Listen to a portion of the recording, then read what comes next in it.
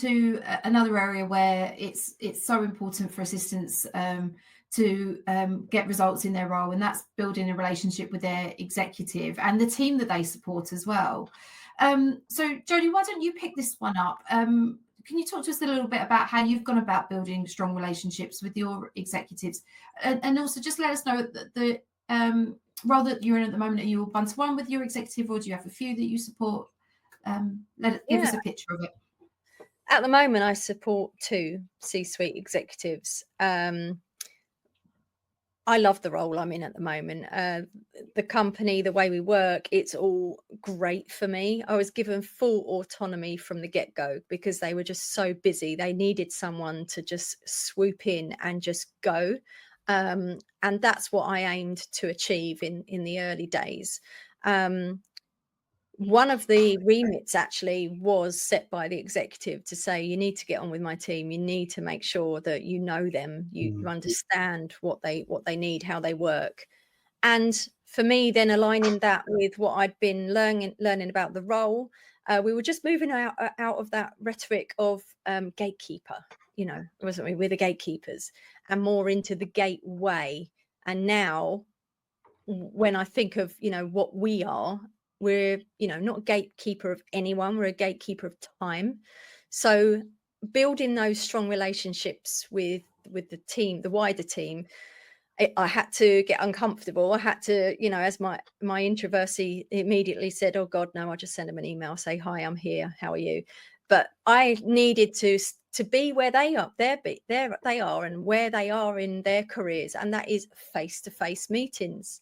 I invited the key people of the team for a one-to-one with me to introduce myself. We had, 15, 20 minutes of getting to know each other, what they do. And that was good, actually. So sometimes you're not quite sure what people actually do, as opposed to what their job title says they do. So that was a great time for me during my onboarding to understand where I fit in with the bigger picture of that team.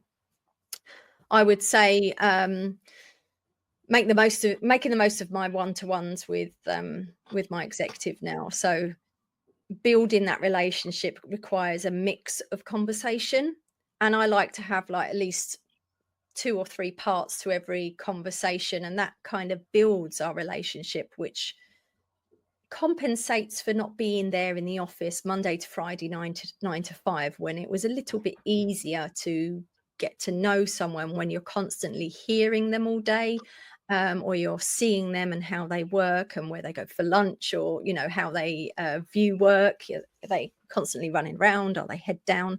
So I make the most of my one-to-ones now and have a personal update from me. Ask them a personal update. How's it going? What's happening? What are you what are you working on at home, or what's taking up their time and headspace? And then be interested and interesting, I think, is key to building relationships with executives. Again, if you can talk language of the business, that kind of piques their interest in your ability to absorb information and maybe intellect as well, because they like to know that you are or you're not on a level where they can share business stories or business updates. They're not sure if you'll understand it. So having that common ground of a conversation where you can say interesting things as well as being interested in what they're saying and asking them questions. Show up is the biggest thing as well for me. Show up all the time, not just in-person meetings. Be forward. Show up where you can for yourself and for the team you're supporting. And honest feedback. I think that's quite key, to be able to, shut your eyes and send that email that says, do you know what? Just to let you know, ... giving them honest feedback where they appreciate your honesty and feel that much more supported, I think is a good way to enhance your relationship.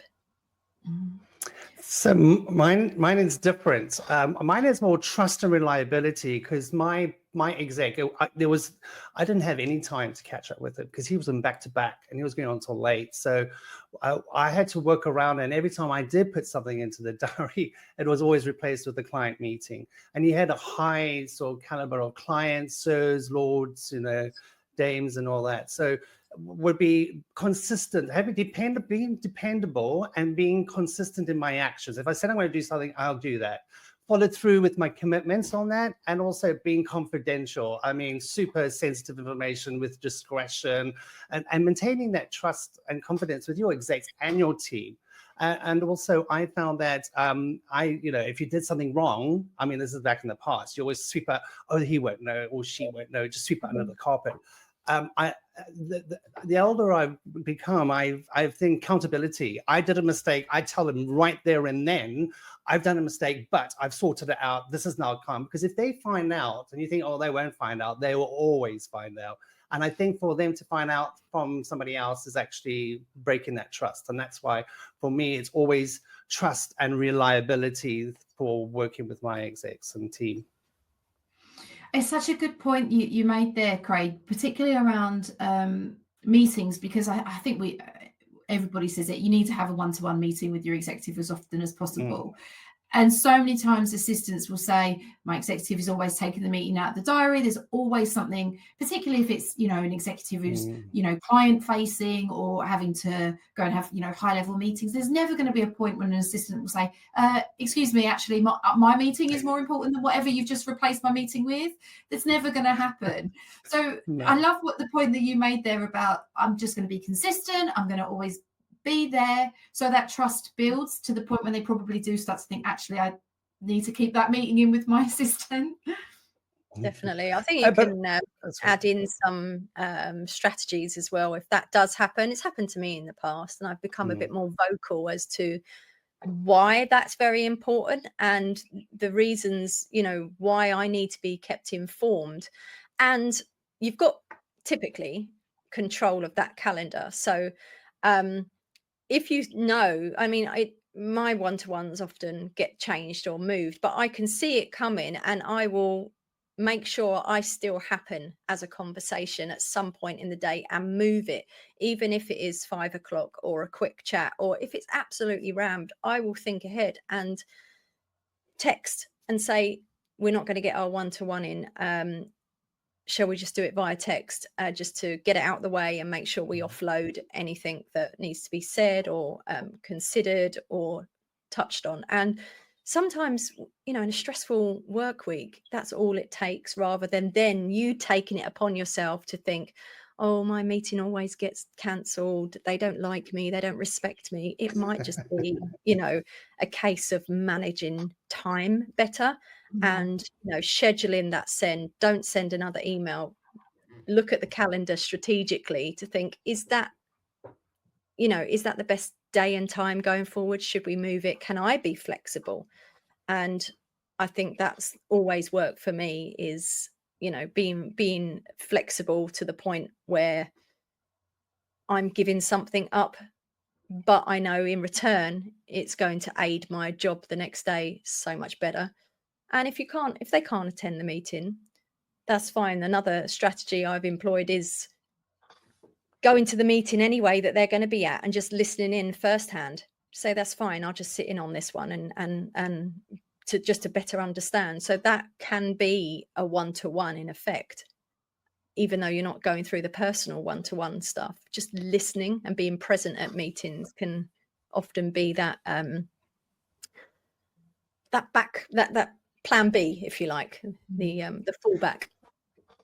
So what I did with mine, because of course my meetings were always moved, every Friday I would do a whole bullet point, just an email with bullet points. This person, this is done, this is done, this has been there, this is what it is. And then next week you have this, this, and this. And then he will then reply back and go, thanks. Okay, can you just move that, move that, move that? And he just says it, because I'm not in the office 5 days a week. So on a Friday, he would then call me at 4:30 on a Friday, and then we'll just have a chat going through the whole week with those bullet points in front of him. And he said, yeah, that's great. Sometimes it doesn't come back but I know that he knows now what's been done. Because I think that for them not knowing, is this done? When's it going to be done? When's it in the diary? They need to know that, so then they can move forward of what they are understanding or the next steps that they need to do.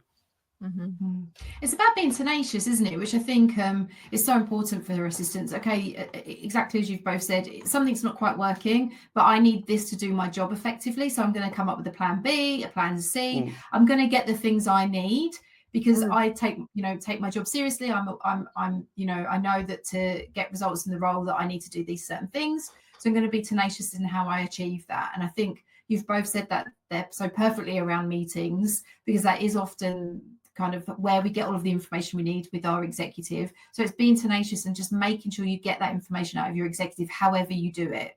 I think that's so important. Yeah. And there's always an answer. So again, if you don't get invited or you're not able to speak up and get that link to attend that meeting, you have access to something. So we are incredibly resourceful as assistants. Everyone is. I really truly believe that you are resourceful. You've got to think outside of someone telling you, someone prompting you, someone showing you. Just be, like you said, tenacious. Go for it. What have you got to lose? Worst way, I'm an overthinker. There is a process of getting dismissed. It's not going to be It's not overnight. No, you're not going to ask a question or you wanted to be present in a meeting. There is a process. So yeah, I've been there many times.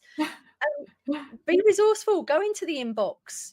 Go to the SharePoint sites. Read on your intranet of what's happening. What are the new projects that the company's working on? Could that filter down to your executive or team? And be resourceful.